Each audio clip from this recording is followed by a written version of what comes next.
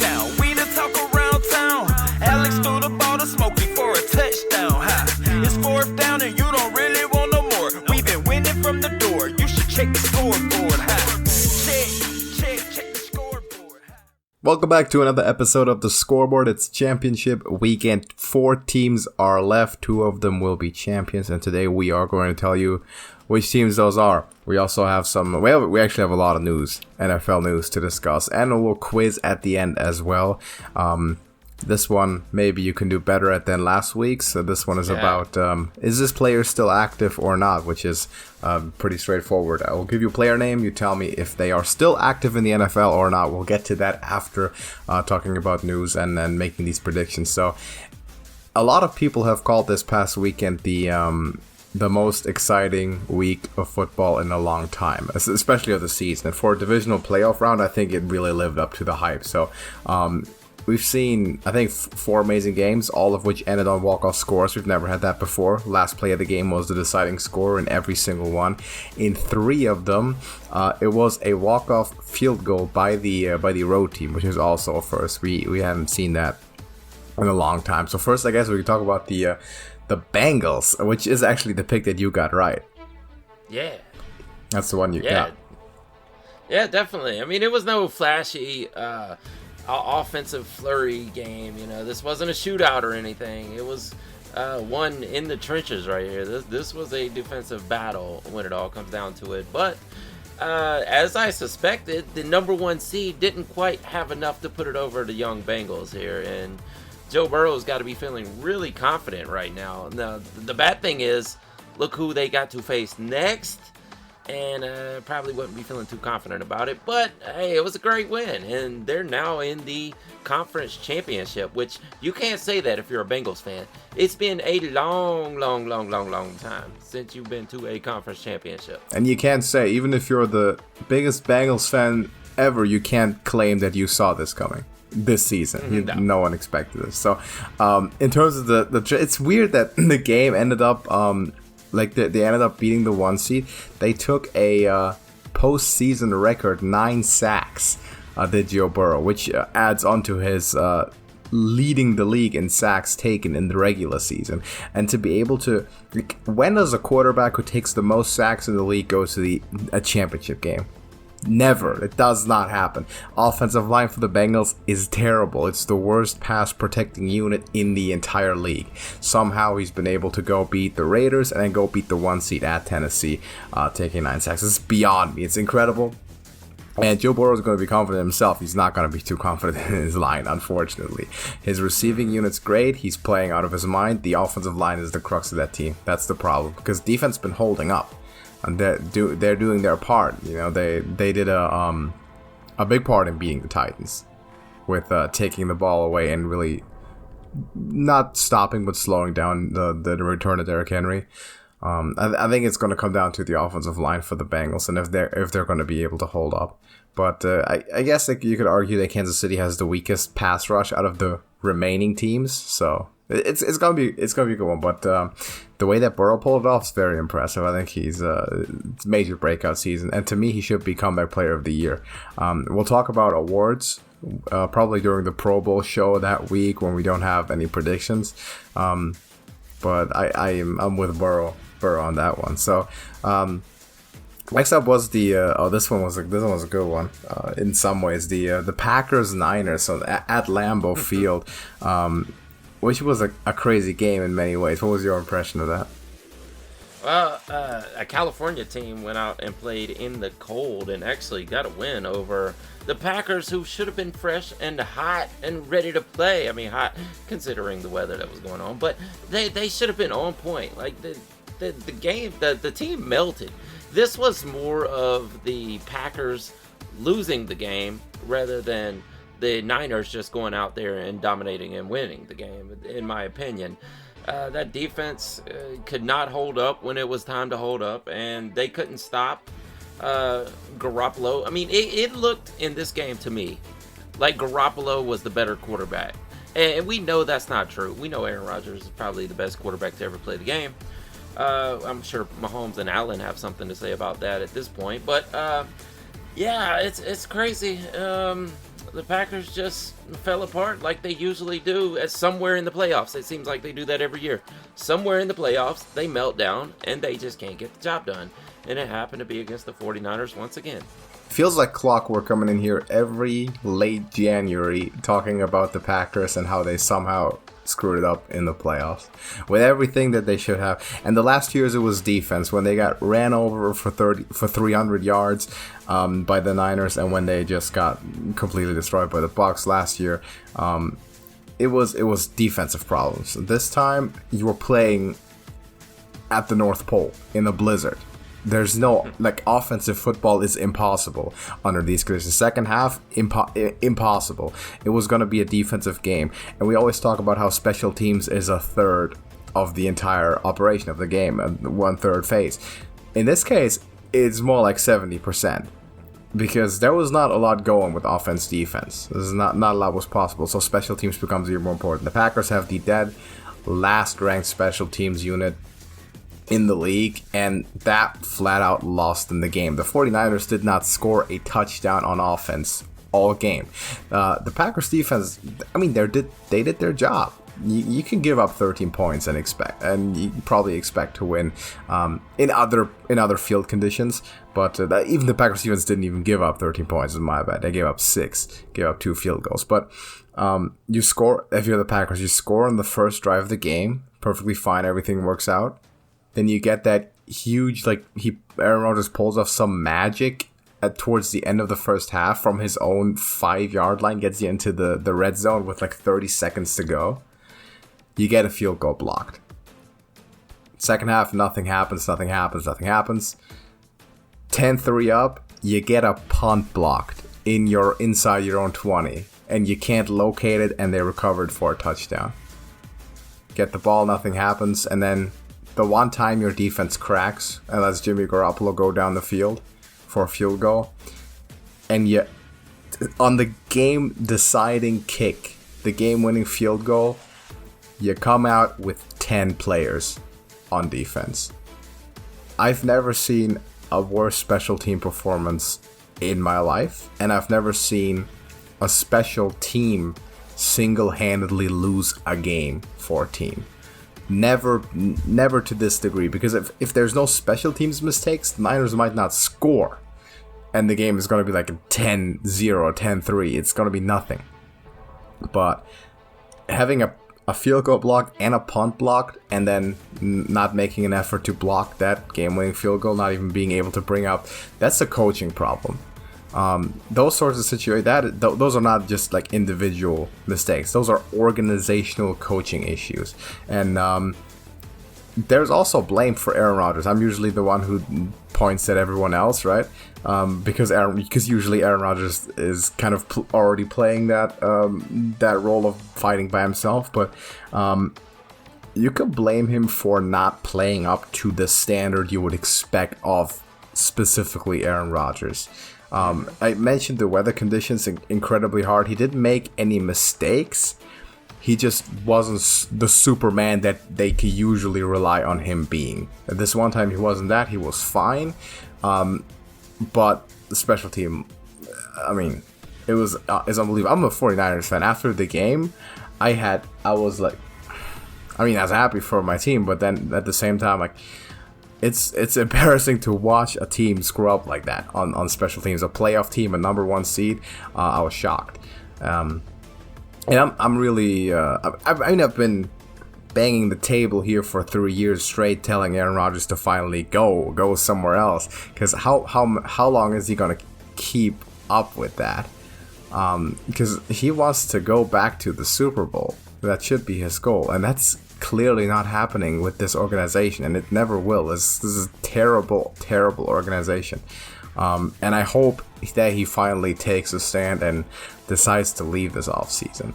And we'll talk about that when it happens. But you got the Steelers, you got the Broncos, you got the Saints. There's a lot of teams out there that are going to be looking for a quarterback that are much better as a roster than the Packers. So that's my take on that. I hope he finally makes that decision. But it was a weird game, and he's rightfully getting ripped apart for not playing better than he did. But It's it happens. So Niners make it somehow. I have no clue. I have no idea why. And I that's my pick, by the way. I got that one right. That was the one I got. That was the same on wildcard weekend too, right? You picked the Cowboys. I picked the Niners. Yes. So I will say this though. Go ahead. No, I was just saying. So they've gained me the 2 points back that I've thrown away in other games. Yeah, exactly. Well, I was going to say this, though. A lot of people are saying that about Aaron Rodgers. Oh, it's the weather, so you can't really blame him. But I wouldn't say that after Josh Allen last week had one of the games of his entire career in similar weather. So I don't know that you can really blame it. I mean, same temperatures, probably not the blizzard and hail that happened during the second half. Right. You can blame Aaron Rodgers. Being Aaron Rodgers, could have played better. It's not the kind of conditions where you can expect him to go for 400 yards and 4 touchdowns. He went for, 280 or something, 1 touchdown. And he completed 20 out of 27, which is good and under the conditions should be enough. But it's not 100% of what he could be doing. That is true. Mm-hmm. Absolutely. And he only threw to Devontae Adams, too. Like, Al Lazard got 2 targets. There's, Equanimous Brown got 1 target. That's all he had. And when they start taking Devontae Adams away, double covered him. No one else. Nothing. And we're gonna that scenario right there. We're gonna talk about that coming up here in just a second, because somebody, a different quarterback, figured out how to utilize a WR2 whenever the WR1 is double covered. That's true. That's the last one we're going to talk about, because we're going in chronological order. We also had the Bucs hosting the LA Rams, and this was that's also a very heated debate about the future of Tom Brady there. Similar situation, also disappointing. What do you take away from that one? Well, I don't see Tom Brady retiring right now. I don't think it happens. I think Tom Brady will play until he's in a wheelchair if he doesn't win another championship. The only way Tom Brady's going to retire is if he wins the Super Bowl, in my opinion. I don't think he's just going to get that disgusted over this loss. I mean, he almost did what Tom Brady does. This game right here, the Rams jumped out to a humongous lead, and that tends to happen to teams playing against Tom Brady, right? Like, it's some weird pattern that it's almost like Tom Brady goes to the team and says, hey guys, let them score. Let them score so we can do our typical comeback thing, because that's what I do. I'm the comeback kid. I'm the comeback guy. You can't even say kid anymore. He's like a middle-ager. Comeback senior. Yeah, I'm the comeback senior. This is what I do. So let them score. We'll make up for it. And this time, it didn't quite work out. I mean, there was some sloppy plays. And you know, I guess a lot of people were saying, well, the Rams were in the middle of melting down right there. But the Rams did a lot to get out that far on a Bucs defense, a great Bucs defense. That's a really good defense that they put up all those points in the first half against. And yes, mistakes, the center snapping the ball over Stafford's head or whatever. Yeah, that is bad.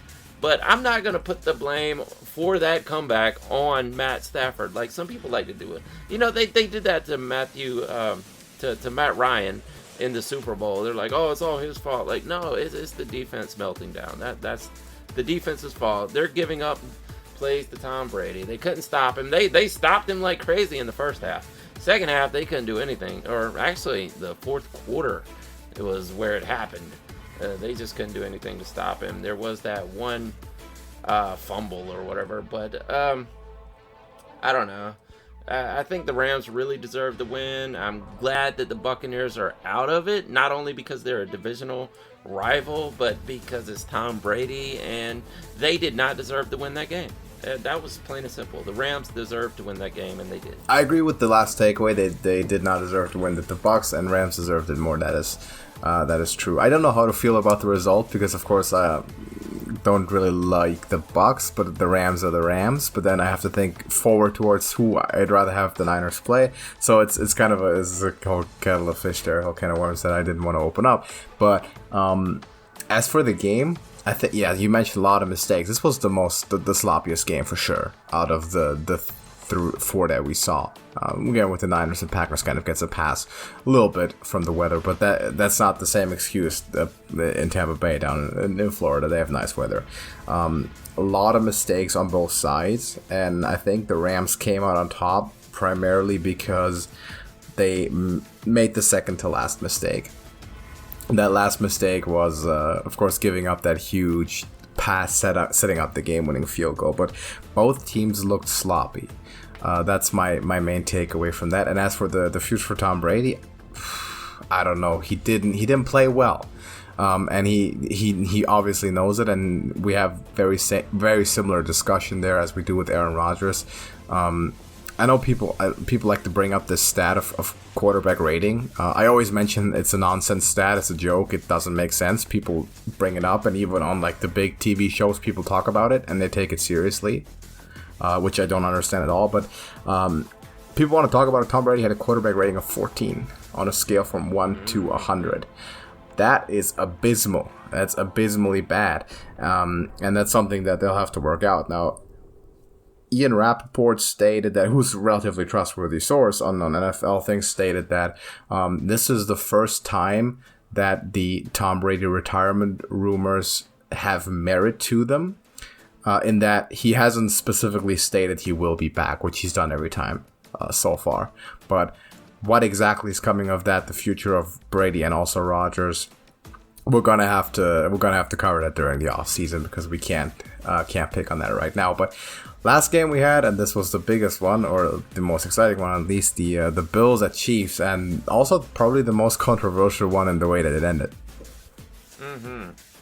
Well, like we said, I know you've said it before too, and I said it specifically last week, and throughout this season, really, like, these two are the next Peyton and Brady. I think so. I think this is going to be the battle for years to come, and we saw it right here. It did not fail.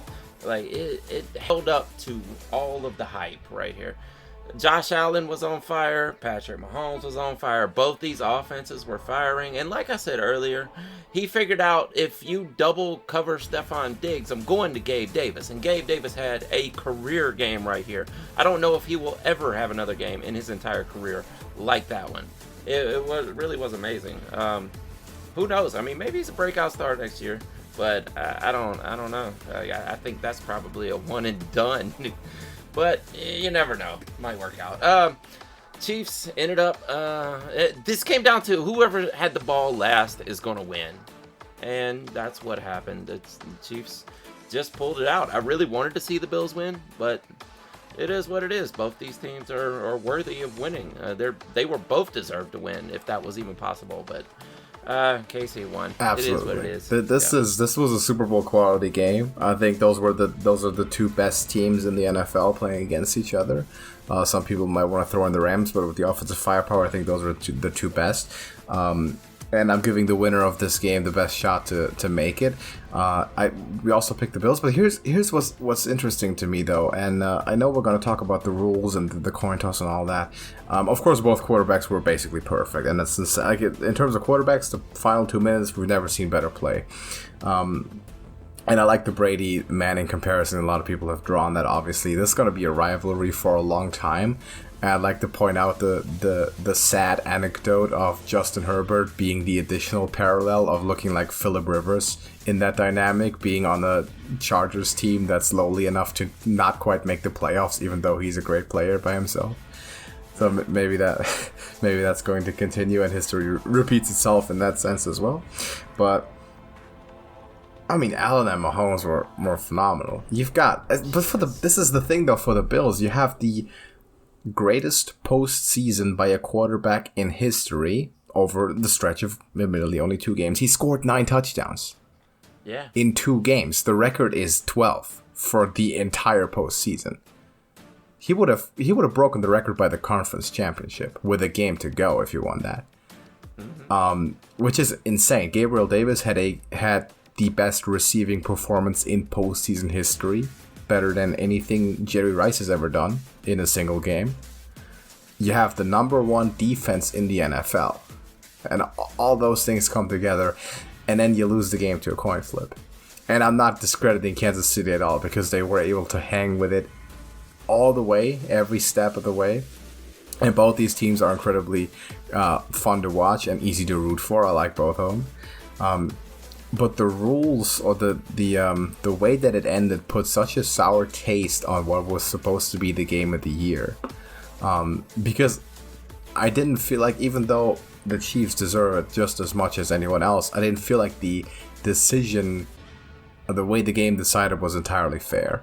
And I have a huge problem with this overtime rule set as it stands. But here's a stat on that in general. There have been, so far, under this legislation of the current system of overtime rules, 11 total playoff games have gone into overtime. Out of those 11 games, the team that wins the overtime coin toss has won 10. That is 90%. A coin flip cannot gain you 40% equity in a game of football, where the entire offseason, the entire regular season, to the most minute detail, everything is prepared for that exact moment. Where it's a game of seconds, a game of inches, you cannot gain a 10-1 advantage from a coin toss. That's my biggest problem. I've had this issue for a while, and this is the first time it's being discussed on a really big worldwide stage, because it happened in such a crucial moment. And to such an extreme length. I'm hoping that this game gave it the exposure that it needs for the NFL to go back and change that rule.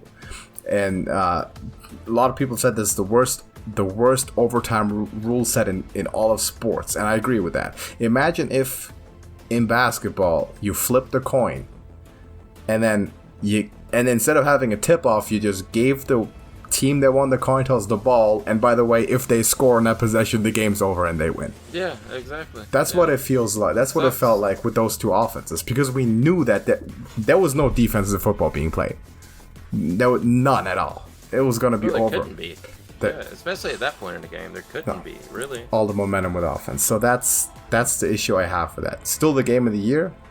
The way it ended sucks. By the way, Josh Allen, though, a great way to deal with it. He said he didn't complain about the rules at all. He said, could have gone the other way. It was literally a coin flip, right? Didn't like the way it was decided. That needs to be reworked for the sake of future games like this. And hopefully this is the last one where it happens. But yes, I mean, still a crazy game and still deserving winner. So that's the 4 games we saw. And that leads us to the last 4 teams that are standing. And we're going to have to decide some champions today. And we are tied, as far as I'm aware, still in the playoff predictions. So it's got to come down to this. This and the Superbowl, perhaps, as a tiebreaker. But starting off in the AFC, Bengals at the Chiefs. Well, and that's just it. I think we're probably going to come down to one game here, because I'm pretty sure we're going to agree on this first game. As much as I like the Bengals, and I like to see their success, it's fun to watch. It's a great young team. They're doing really well. Young everything. Young quarterback, young receiving options, young coach, for that matter. It's great, high-flying offense. Is not going to quite be enough to get one over on probably the best to second best offense in the entire NFL. The overall team, you got a generational talent there that's probably just a hair, more than a hair. It's better than Burrow. I like Burrow. Burrow's amazing. He's probably going to have a long, great career and be really good, but he's not Patrick Mahomes when it comes down to it. The Chiefs are doing this at home. That's another plus in their favor. I don't see any way the Bengals can pull this out. I mean, it'd be great to see. I don't know if anybody's getting Chief fatigue in the Super Bowl yet, but I know that's a thing. Happened with the Patriots. Saw them way too many times in the Super Bowl, and everybody got tired of seeing it. I don't know if that's happening to the Chiefs yet, but if they continue on this path, it's going to happen eventually. Might like to see the Bengals win here, but I can't pick them. The Chiefs should easily take this one. So the big difference between the comparison with the Patriots is that the Chiefs are actually a very likable team, and the Patriots the Patriots were the opposite of that. So I don't have a problem with seeing the Chiefs in the Super Bowl. I like them. I also like the Bengals though, and then Joe Burrow. But I agree with a lot of what you said. Chiefs have the best quarterback remaining. They have the most experienced head coach. Hey, Andy Reid may be damn near as old as the other 3 head coaches combined here. Maybe so, yeah. Because you got Zach Taylor, got Shanahan, McVay, they're all in their like 40s, right? And like around age 40. So he's got damn near a half a lifetime on all of them. Which is going to happen. And then, by the way, the way his play calling is lights out. Like Andy Reid's he's a genius. What he's doing with that offense, it's amazing. So I will agree with you. I'll pick the Chiefs. I will mention this though: don't count the Bengals out, because I sure did against the Titans, and I've just given a speech of how they have the worst offensive line ever. But Joe Burrow has been playing lights out. I mean, he's been phenomenal with what he had to work with, and this defense isn't bad. They've beaten the Chiefs in the regular season, and it was a nail-biter, and that's all we can hope for here, for it to be a close one, like the Bills-Chiefs game. But the Bills are just a roided-up version of the Bengals, in most sense of the word. Slightly better defense, superstar young quarterback, slightly better even. And if the Chiefs can beat the Bills, I think they can beat the Bengals, so I'll take them. They are 7-point favorites, by the way. 3 points for home field. So that's it's a sizable spread for a conference championship game. For a playoff game, this is not negligible. So I'll take the Chiefs as well. And then we have the Niners at the Rams. Well, the Rams should be. I mean, I know that the meltdown right there at the end, but they should be on a high right now. They just put out probably the Super Bowl favorite and Tom Brady and the Bucs. Thank you once again, because they're not going to repeat. The 49ers, man, I know they beat a super quarterback, but they did not beat a super team. And this week they're going to have to go to LA and beat a super team. I guess that's not a far trip, so maybe home field advantage is not as much as you would think it would be in any other situation. This is a divisional game, which I think you called that. You got like that half right. Yeah, that was a bold prediction. Conference championship division rival. Yeah, so I mean, you got a half right. I'll give you props for that one. I'm going to pick the Rams here. I'm going to say that Matt Stafford finally makes his way to a Super Bowl and fulfills the legacy that he should have had when he came into the league. I think he's shaking off the rust, the so many years of, 10 years of Lions rust that he's got on him. I think he's finally shaking it off, and he's going to be able to put one over on the Niners here, because if there's any one coach that knows how to beat the Niners, it's Sean McVay. Yeah, I was about to say, it's really too bad that we have no recent evidence whatsoever that the Niners are capable of beating a team like the Rams, right? Very unfortunate. Listen, Matthew Stafford is the only squinch of sympathy I have for this team. I like Matthew Stafford. Didn't like to see him with the Rams, partly because I wanted the Niners to trade for him over drafting a quarterback, and also because I didn't want to hate him, but I'm kind of now forced to, or at least be neutral towards him. He was always like that lovable underdog story. I will give him credit though, because the questions we have about him have already shifted, which is a good thing, because the first question was, can he go to the playoffs and can he win a playoff game? Or is he just stat Padford in the regular season? Now he's answered those questions, and yes, he can win a playoff game. He is big time. He can do it. I believe in the game that against Tampa Bay, he was the better quarterback. He outplayed Tom Brady, and he made the biggest play of his life at the end to win the game, which big props for that. I'm not taking away anything from that. I think the Rams still are not playing up to what they're supposed to with the roster they have. I think they're still playing down to their competition. The Rams put the ball on the ground 4 times. They lost 4 fumbles in that game, including on the goal line and in their own half of the field. The only reason they came away from that's not thanks to miraculous offense that's just spectacular and unbeatable and doesn't make mistakes. It's because the Bucs completely failed to capitalize on all those turnovers on offense. So that's why they won. The Rams did not play great. I think the only team that's still alive that really played almost flawlessly is the Chiefs. And yeah, I mean, of course I said I'll pick the Niners anyway. I messaged you before the Bucs-Rams game. I said I'll lock in the Niners anyway. They've already gained me 2 points over you because you didn't believe in them at Dallas. didn't believe in him at Green Bay. I didn't either, but I picked him because I said they came in with no expectations. At one point, erroneously in the game against the Rams, the Week 18 game against the Rams, the Niners had a 0.4% chance to win the game and thereby make the playoffs. So they're here against us. They beat Dallas against us. That they're playing with house money anyway. I might as well gamble. Took them against the Packers, doubled up that house money, and I'm gonna keep gambling because why not, right? I'll take them. I think they're a mismatch.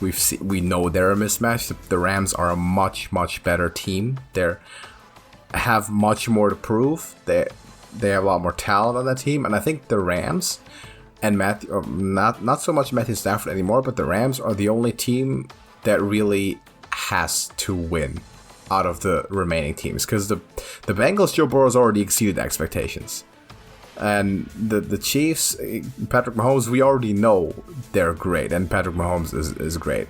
Jimmy Garoppolo, it doesn't matter what he doesn't get credit anyway, and they'll ship him off to Cleveland. But the Rams and Matthew Stafford are in that mode where it's time to go to the Super Bowl. So I think they'll have to deal with the pressure. They'll have to deal with a majority 49er crowd in LA again. In fact, I wouldn't be surprised if the Niners won the game if they had the red and gold confetti as well, and it came down in LA Stadium, which would be phenomenal. But I would love to see that trophy ceremony, all that, at their field. That would be great. By the way, winner of this game plays back-to-back games at SoFi because it's the host of the Super Bowl as well. Yes, exactly. Yeah. I'll take the Niners. Jimmy Garoppolo he wins games. They beat the Rams. There is no reason why they should. The Rams are favored. They should be favored. It makes all the sense on paper, but I'll take them. And if the Rams win, I at least have a team to root against in the Super Bowl. So that's good. So that's our picks. We disagree on one, unsurprisingly, which means that the Super Bowl will be the tiebreaker because we cannot tie this week. Yeah. Which is good, I think. We'll have some excitement going into the Super Bowl. All right, we have a quiz to play. Last week we played the NFL trivia quiz. That was a separate video, by the way. If you haven't seen it, you can go watch it, and it's interactive. You can play yourself. By interactive, you mean you write down the answers. There's no buttons to click or anything, but you can play along. You can play along, see if you can beat Smokey's score. This one hard. Could be, depending on how well you know your history and other things. Trivia.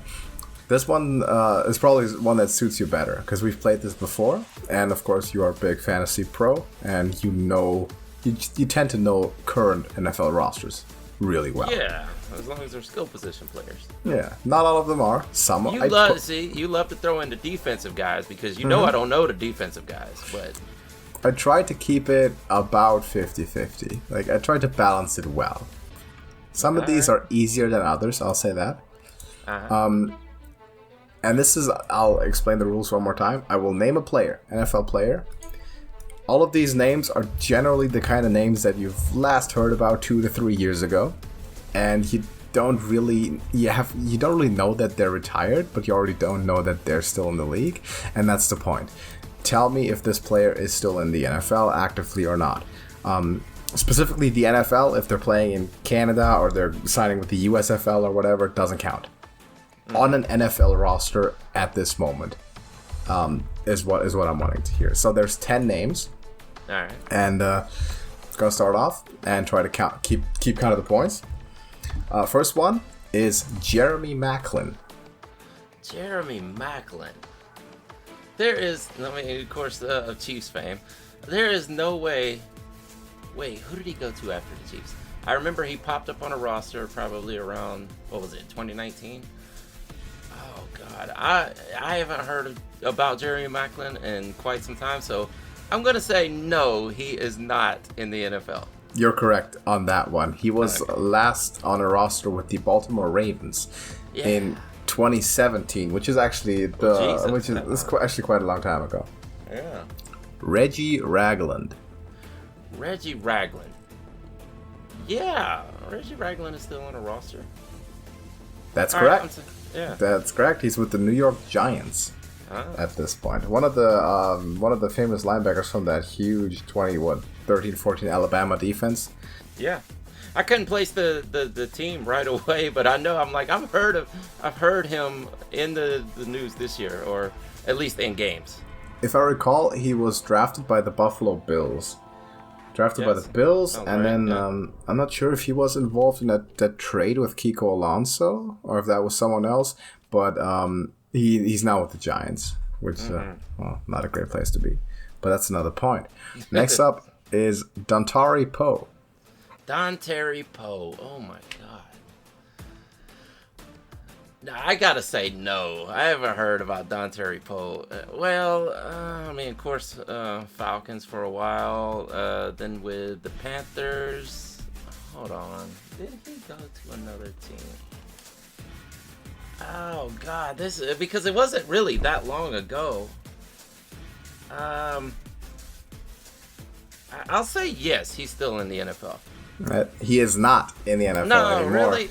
Last with the Dallas Cowboys, though. That was the final destination for Was that 2020? That was 2020, yep. Okay, that makes sense, yeah. Not famous with the Chiefs, but last with the Cowboys. That's the theme here, by the way, for almost everyone. They were with the team that they weren't necessarily famous for. Yeah. With the Cowboys for Dontari. Next up, Jason Peters. Jason Peters. Oh my God. I'm going with. Yes. I'm going to say he's still in the NFL. That's correct. He is still in the NFL with the Chicago Bears, of all teams.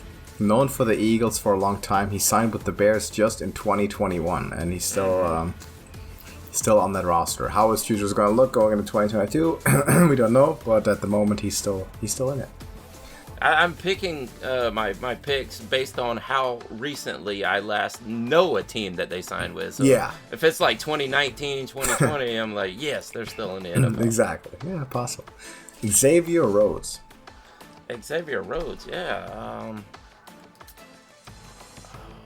They're the Vikings. Can't say that I've heard his name come up this season at all.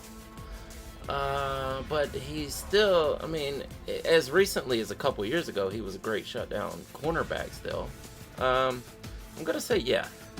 He is still in the league. He's not a starter, but he is with the Colts at the moment. Signed there in 2020 and still there. They had the young guys, a rookie, Kenny Moore, and one other guy, I keep forgetting the name. That was on Hard Knocks too. Xavier Willis? No, well, he's a safety. Kari's a safety, right? Yeah, I think so. I have to go watch the in-season Hard Knocks again. But Xavier Rhodes is on the Colts roster. Backup. So that's another point. But you said yes, right? Yeah, yes. You said yes, so that's another point. 4 out of 5 so far. 5 more to go. Kyle Rudolph. Yes. He left. Man, you like some Vikings this round. Jesus, I just went blank on who he went to, but he's still playing. I know because he's a backup tight end.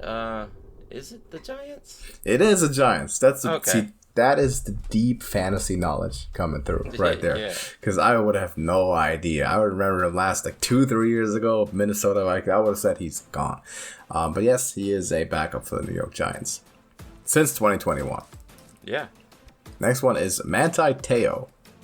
Oh, Manti. Now there's a name I haven't heard in quite some time. Oh God. I've got to say no. He's not in the NFL anymore. That's correct. Though, if I made you guess, you said haven't heard in a long time. When do you think he retired? 18, 17? He retired in 2020. Oh, so really? Yeah. Oh, see, I would have got that wrong. Yeah, he was stuck around for a bit. Last with the Chicago Bears in 2020. Wow, I had no idea. He must not have done much of anything. Was it practice? No, he's probably just a backup practice squad. Yeah, just hanging around. But he's stuck around for years. All right, 3 more to go. And next is Vance McDonald. Vance McDonald, man, after the Steelers, of course, spent a good while with the 49ers. After the Steelers, I did not hear of Vance McDonald again. He might have spent a season as a backup somewhere, but I'm going to say he is out of the NFL now. That's correct. And once again, correct. He retired with the Steelers in 2021. That's also the fantasy knowledge there coming in. He was good for a bit. He had some plays.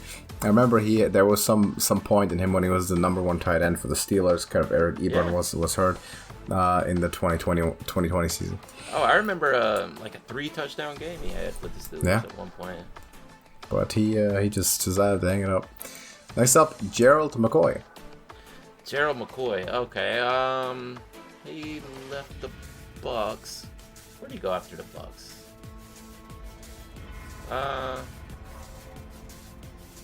I'm gonna say he's still in the NFL. He is. Can you name the team? You don't remember where he went, but you still got. It was. Wait. Was it the Panthers? He was with the Panthers originally. Yeah. Okay. Where did he go after the Bucs? It was the Panthers before. He went. I know there was a big debate on whether the Falcons were going to get him when he was leaving the Bucs, and it didn't happen. Where did he end up going? Give it to me. He was with the Panthers for I believe for that Super Bowl run. He is now with the Las Vegas Raiders. Oh, really? Yes. Yeah, he's I would with have the never Raiders. guessed that one. Yeah. Signed just in 2021, so very recently he's with the Raiders. Interesting. I didn't know that either. No clue. Last one is T.J. Ward. T.J. Ward. That's a tough one right there. I can't even tell you the last time I heard T.J. Ward's name. So, in that case, I'm going to say no, he's not in the NFL anymore. That's correct. He, though, stuck around until 2021. He retired after the 2020 season. He was with the Buccaneers. So he was one of those veterans they just dragged along for a Super Bowl run, like Antonio Brown and others. He made it there. So T.J. Ward with the Bucs. You scored 9 out of 10. Yeah, much better than the trivia week. Yes, that was good. What's the one you got wrong? Who was it? Jason Peters, right? It's Peters, yeah. You said he wasn't, but he still is. So all the other ones you got. 9 out of 10 is strong. I would definitely not have scored 9 out of 10 if I hadn't researched all of these. So that's the fantasy, definitely, for the offensive players coming through. Yeah, the skill possession players, that's what we're taking. Yeah, So. because you're looking at draft boards every year that are just like list basically every offensive player or the skill position players and quarterbacks. So if someone's there, you'll have heard the name. Yeah, exactly. I can tell you 4th stringers on lots of teams and 5th stringers and practice squad guys even. I have to include more defensive guys next time. No, please don't. Maybe a better mix. 9 out of 10 is good though. If you played along at home watching, you can let us know your score in the comments section. I doubt that anyone playing fair would beat you. Yeah. I think 10 out of 10 is very tough with that list of names. Yeah. But everyone, feel free to try. If it did, you can tell us. Did I mention the betting lines we had for the 2 games? I think I did. Chiefs are 7-point favorites. The Rams actually 3.5-point favorites, which home field gives you 3 points. It's not really home field or not really an advantage because there's going to be probably, again, equally or more Niners fans in there. But that means that given the difference in roster, the bookmakers are pretty careful with this spread. Because the Niners have beaten them twice this year. So 3.5 is a bit less than I would expect. Interesting. I'm not going to bet on any of these 2 games because I think the lines are probably alright. So I don't see a big exploit there. If you think the Chiefs are going to pick up where they left off against Buffalo offensively, you could take them -7. Wouldn't blame you. Over under in that game is 55, but I'm not gonna bet on any of those. I'm not gonna touch them. I think they're fine as they are. The one interesting one that I actually sent you a screenshot of that I found, which was just completely random, but a bet I found when I was looking through the sports book. The Browns starting quarterback for next season, and we're betting on who it's gonna be. Baker Mayfield is favored at the moment. Yeah. And then we get, in order, Jimmy Garoppolo, Derek Carr, Ryan Fitzpatrick, Mitch Trubisky, and Russell Wilson. That's amazing. That's an array of names I was not expecting to hear. Derek Carr, you expect him to be re-signed by the Raiders. Oh, he's gonna stay. Yeah. Mitch Trubisky is probably the biggest. I mean, if you go farther down, Teddy Bridgewater and Case Keenum. Case Keenum is worse than Mitch Trubisky at this point. Why is Jameis Winston behind Case Keenum and Mitch Trubisky? That's a good question. Maybe because the Saints don't have a better quarterback, so they have to keep Jameis. Yeah, maybe that's where the odds are coming from. Other than that, Garoppolo, obviously, you can see. Ryan Fitzpatrick's probably going to hang out and play another year. That's very possible. If I had to pick one bet out of here, I would go with Russell Wilson because he definitely wants to leave. We don't know for sure. I mean, obviously, the easiest pick here is Baker Mayfield. But if it's not going to be Baker Mayfield, I'm going with Russell Wilson.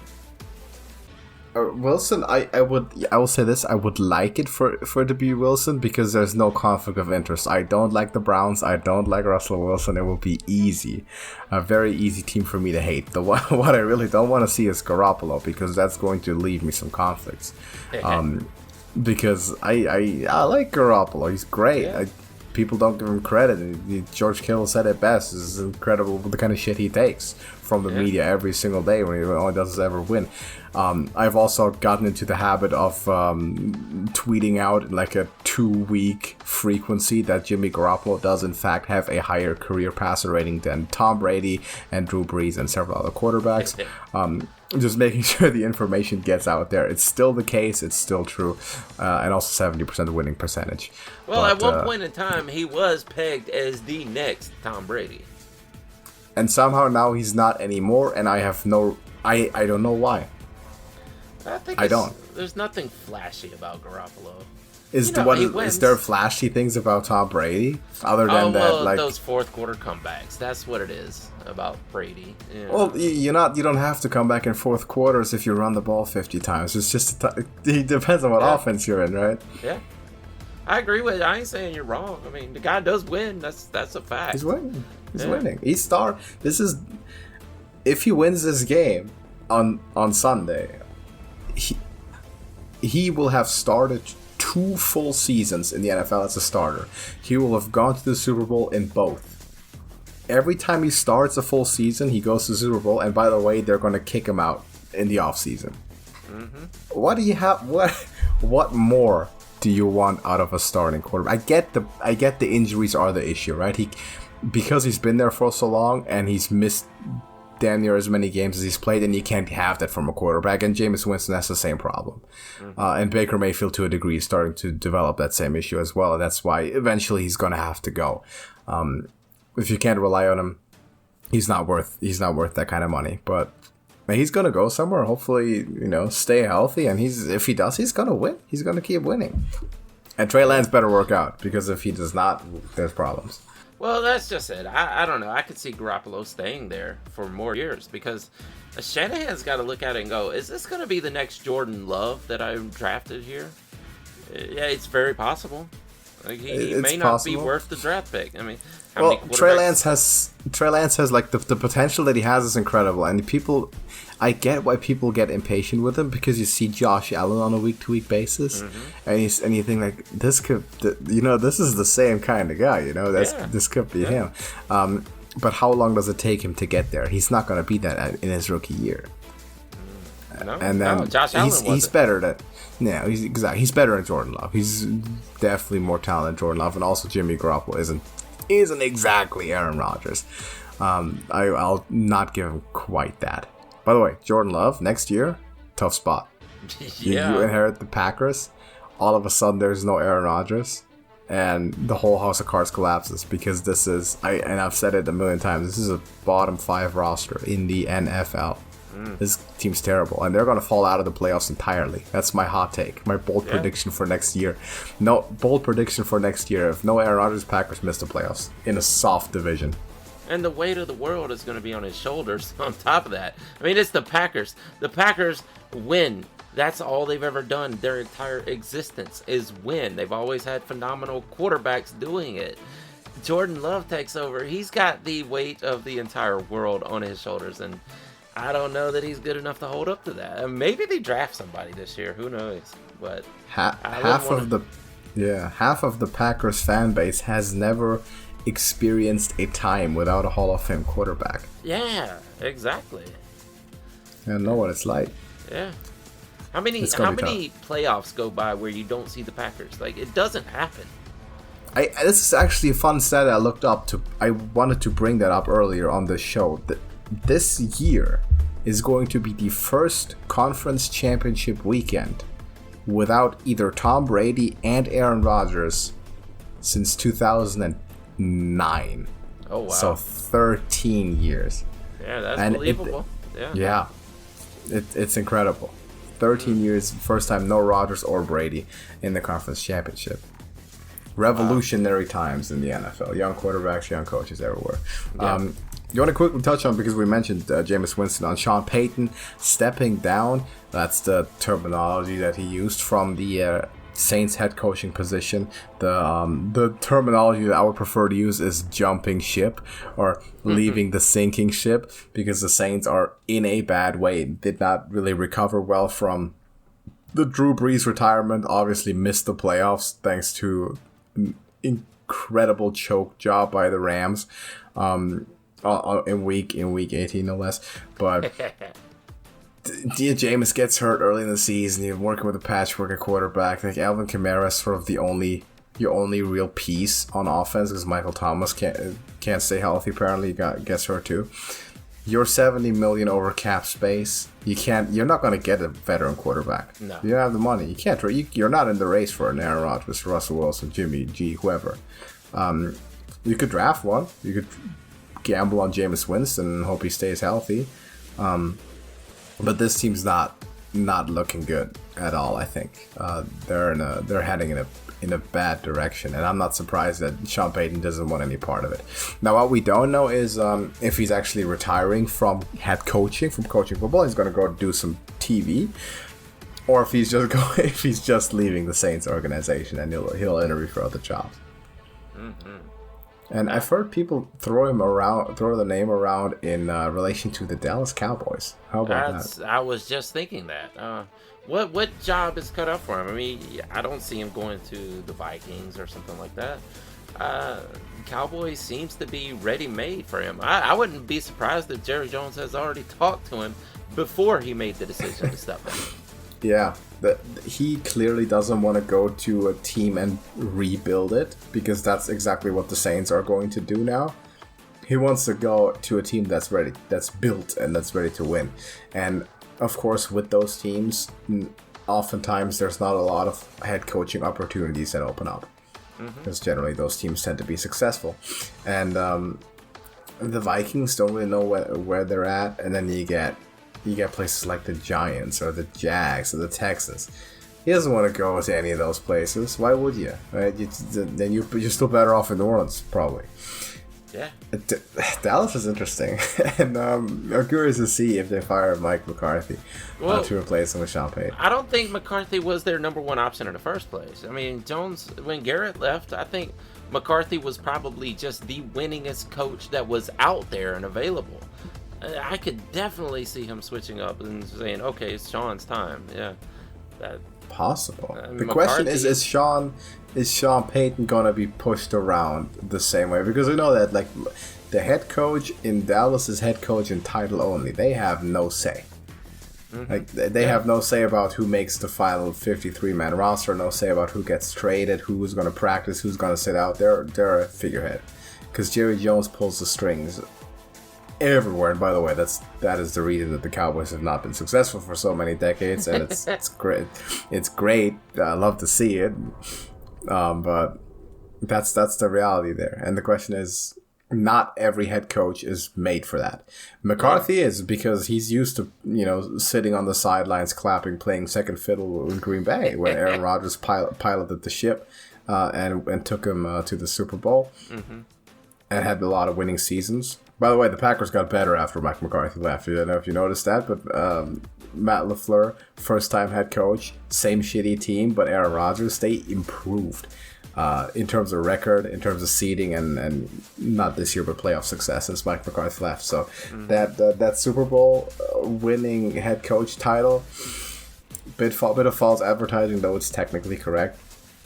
I can see them move on, but I don't know if Sean Payton's that kind of character. Like, he wouldn't be able to have a Belichick in there. And he seems to be more that sort of character than he seems to be the Mike McCarthy character. Yeah. I don't know if it's a fit. Yeah. I don't know. Maybe. Sean Payton, I don't know. Is he really more the Belichick than the McCarthy? I think he's somewhere in the middle. I think he likes to have control over his roster, at least. He likes to, pull the strings in terms of football operations. And he's had, moderately high success doing it, so maybe he does. Maybe he does like control. I mean, I doubt him. I don't think he's a Belichick, though, because Belichick's not going to take orders from anyone. Oh, no. But Belichick, it's like he's telling the owner what to do in the interview. Like, okay, this is how we're going to run. You stay on your boat. Exactly. And you stay on your boat and you write checks for me. And that's it. And I'm doing everything that relates to this team. And, of course, Jerry Jones is the polar opposite of how to work with that. Oh, yeah. So it's still the developing story. News broke just today as of us recording this episode. So we'll have more on that going into next week and into the offseason where he's going to end up. And we'll see. But have you heard about Hines Ward interviewing for head coaching jobs? No, really? Yeah, that came out of left field. It was one story that popped up, said Hines Ward was interviewing with some team for head coaching. I was like, what? Wow. Has he coached? Has he been like a coordinator or anything? You would think of anything, he would have went through Georgia or something, his alma mater first or something. But who? Like, you said a head coaching? Remember. Or just a head coaching job. I don't remember exactly what team it was, but he interviewed for. I thought maybe he could go to the Steelers and do something, but not. Might a have head been coach. the Texans. Might have been the Texans. Wow. I don't know. Just an interesting bit of news that I picked up. Nothing came of that at the moment, but it's just something I heard. So, but coaching news is going to be rampant during the offseason. Another reminder, the USFL is coming back. We mentioned it last week, but yes, the USFL. We still have to pick our favorite teams we don't have yet. We haven't done that yet. But we're going to cover that as well after the NFL season. It's good to have more football in the spring. But that's it for today, I think. Do you have anything to add in terms of these games? No, I think that's it for this week. All right, I want to thank everybody for watching. Drop us a like on the video, and we're going to see you in the next one. Deuces. Check the scoreboard. Ha. Check.